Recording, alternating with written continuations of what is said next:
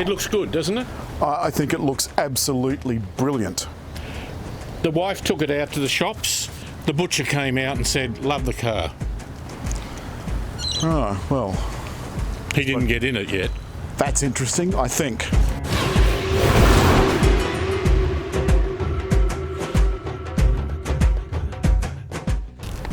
Now, interestingly, this ZR model, as we said, is the top of the range, and this particular car is the top of the range. So ZR comes in this hybrid and a normal petrol engine, which is also 3 cylinders. So all of the cars have 3 cylinders, a CVT automatic transmission.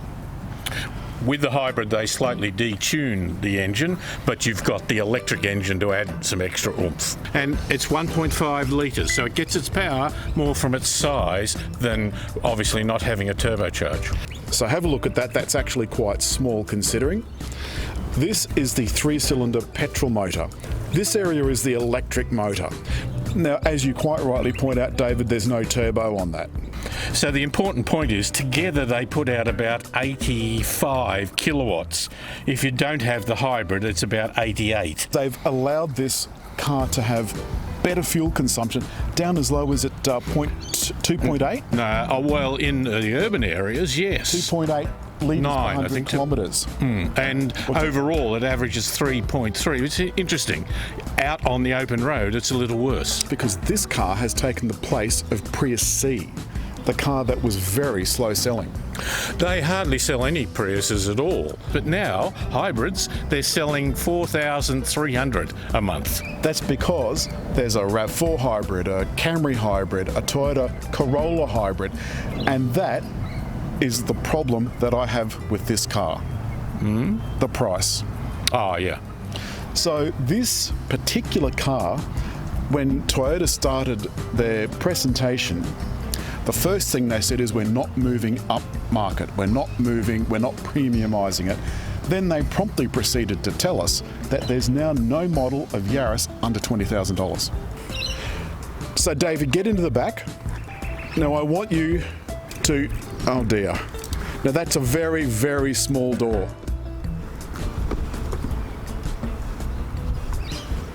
Right. If I'm honest, David, you're not looking completely comfortable. And your knees are up against the front seat. Look, I am compact in here. I don't have quite enough support under the legs. I'm sitting a little upright, and of course the seat, which is way back for a tallish driver, but one that makes them comfortable. It's really cramping my space. I feel very claustrophobic. In the front, there's plenty of room, look. Plenty of room. David's got tons of room for his legs. I've got tons of room for my legs. I find that I would prefer the steering wheel to have a little bit more adjustment this way. David, the dashboard is fun and funky. It's got these little LCD screens. There's another LCD in the middle, look. As does speed, which is now, of course, is just a digital one, which I like. I like too, David, and I also like this floating tablet. I like the air conditioning controls down here. There's a USB port below that, look. A little place for your phone. The all-important gear selector, David, and have a look. That is the B for regenerative braking. Put it in that and you'll be able to stand this thing on a dime. The interior of all of the cars look basically the same, and the only difference are things like these trims. So on this car, the ZR gets these red trims, but I don't think this looks like a $32,500 car. $32,100 plus on roads. Do you know how much of a difference that is between this and the Corolla? I think they're around $1,000 to $1,500 difference. So I put it to you, would you buy this or would you buy a Corolla?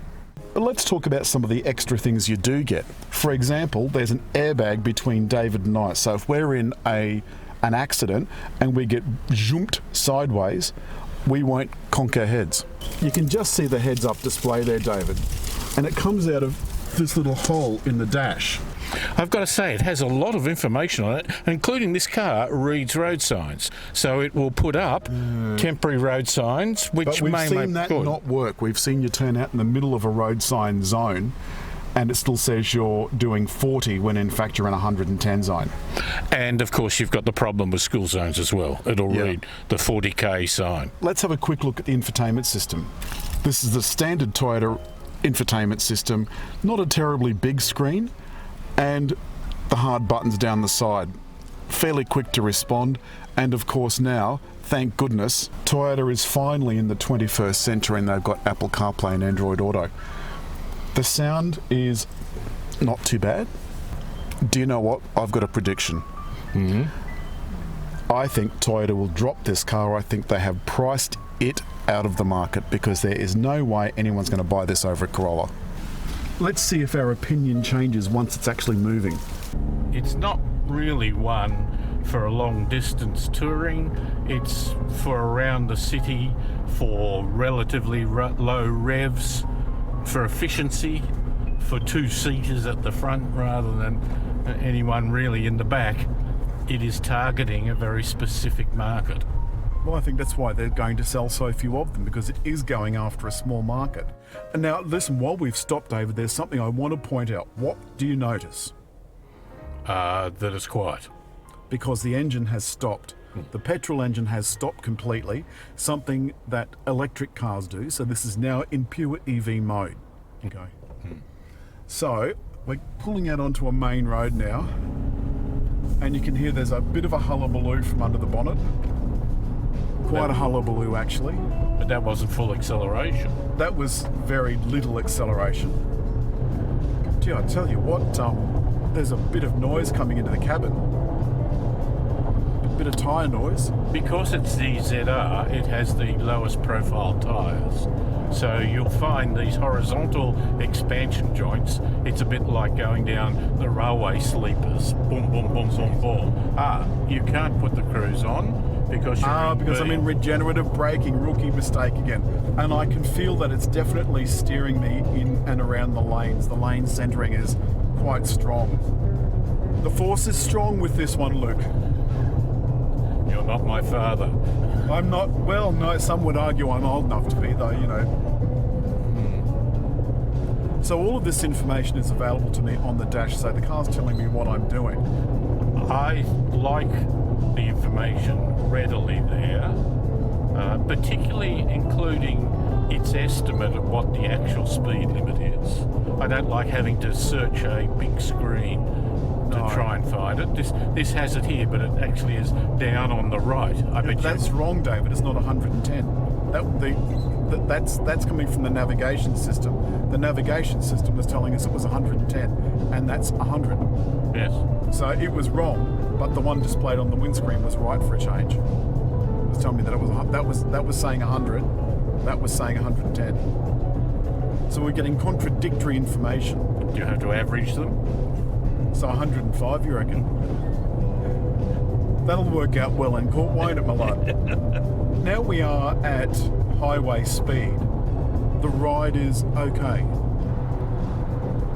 Now that we've gone into a tunnel, you can see that the dashboard is lit up rather prettily, I thought. It's still blue. Well, the good thing is the buttons on the steering wheel are backlit as well, so at night even an unfamiliar driver will be able to look down and see what's going on. That's, I think, a plus. One thing Toyota did make very clear in the press conference was the safety gear extended to beyond the convenience of lane assistance and active cruise control.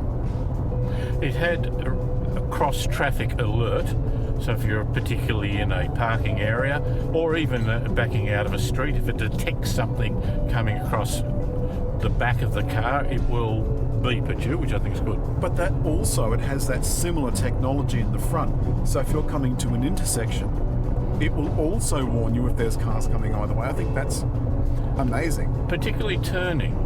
There's also the detection of pedestrians and cyclists. Although cyclists, again, you have to know the limits of the car. It's good, but it won't detect the cyclist at night. They said at the launch that it had dynamic handling and dynamic performance, and it just doesn't. I think the ride is far too rough. And I think that CVT gearbox is too noisy in that. I find it produces too much sound for my liking. Whereas the Corolla, I think, is a lovely looking car, lovely to drive, and I don't think the extra few things this car does is worth the money. I predict, as I said in the car, Another year maybe it'll struggle, 2 at the most, and then Toyota will simply drop it. The only other good thing is that its technology is good, that in a few years' time when you go to sell it, these will be the technologies that are typical, and that may help, but it's a big hurdle to jump to get into it. That's true, but of course in another few years, by the time this is a second-hand car, technology will have moved on even further and it'll be a lot of the other stuff this car doesn't have. So, it's good night from me. And it's good night from them. And if you've liked the film, don't forget, as always, leave a comment in the space below. Hit like, but above all, just over there, to subscribe.